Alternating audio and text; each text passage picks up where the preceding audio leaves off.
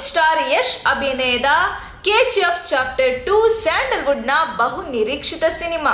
Cine ರಸಿಕರು ಬಹುದಿನಗಳಿಂದ ಕಾಯ್ತಾ ಇರೋ ಸಿನಿಮಾದ ಟ್ರೈಲರ್ ರಿಲೀಸ್ ಯಾವಾಗ ಅನ್ನೋ ಕುತೂಹಲಕ್ಕೆ ಉತ್ತರ ಸಿಕ್ಕಿದೆ.